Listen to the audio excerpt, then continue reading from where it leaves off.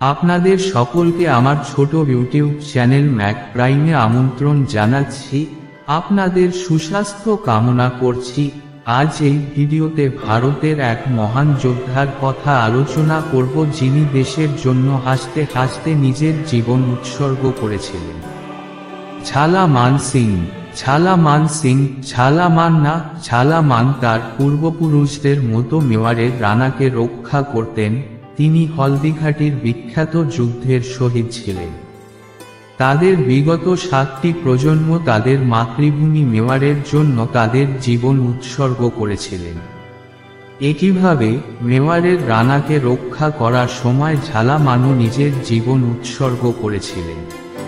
1576 একইভাবে খালা মানসিংহ হলদিঘাটি যুদ্ধে মহারানা প্রতাপের জীবনের রক্ষক হয়েছিলেন। তিনি বড় সাদরির একটি রাজপুত বংশের মেওয়ার অভিজাতদের মধ্যে একজন ছিলেন। ঝালা মানসিংহের পূর্বপুরুষ শ্রী আজরা ও সাজরাকে বড় সাদরির জায়গির দিয়েছিলেন মহারানা রায়মল।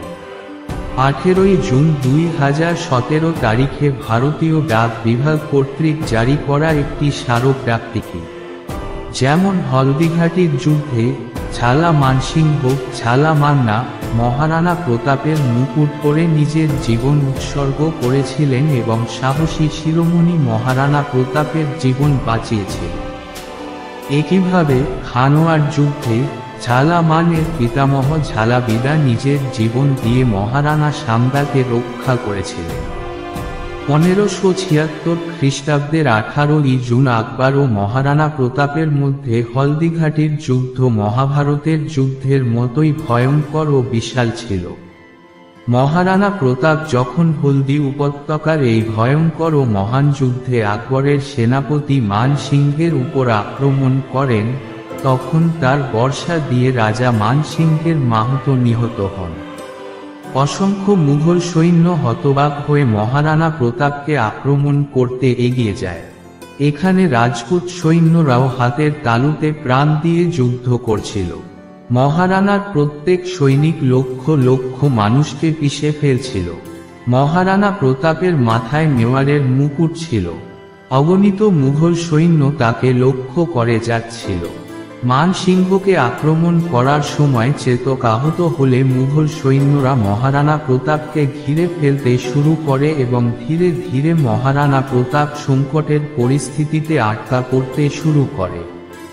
একই সঙ্গে পরিস্থিতির গুরুত্ব বিচার করে মহারানা প্রতাপের প্রভুভক্ত পরম প্রতাপ সর্দার ঝালামন সিং ঝালামান্না তার আনুগত্যের প্রমাণ দিয়ে প্রবীণ এবং মহারানা প্রতাপের মাথার কাছ থেকে মুকুট এবং মুকুট নিয়ে তার মাথায় রেখে মহারানা প্রতাপকে যুদ্ধক্ষেত্র ছেড়ে চলে যেতে বলেন।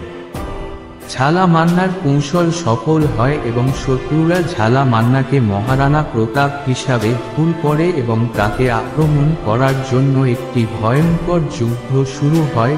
কিন্তু শেষ পর্যন্ত যা ঘটতে যাচ্ছিল তা হল ঝালামান্না একটি ভয়ঙ্কর যুদ্ধে শহীদ হন। শহীদ হওয়ার আগে ঝালামান্না ইতিমধ্যেই মুঘল সেনাবাহিনীকে পূর্ব দিকে ঠেলে দিয়েছিলেন। এই বলিদানের কারণে মহারানা প্রতাপ পরে আবার মেওয়ারকে মুক্ত করতে সক্ষম হন। এইভাবে ঝালামান্না তার প্রভুর মাথা বাঁচাতে নিজের মাথা কেটে ফেলেন। তার আত্মত্যাগের গল্প বহু শতাব্দী ধরে পুনরাবৃত্তি হবে। প্রিয় বন্ধুরা, এই মহান যোদ্ধার আত্মত্যাগ সম্পর্কে আপনি কি বলতে চান? ভিডিওটি ভালো লাগলে চ্যানেলটি সাবস্ক্রাইব করতে ভুলবেন না।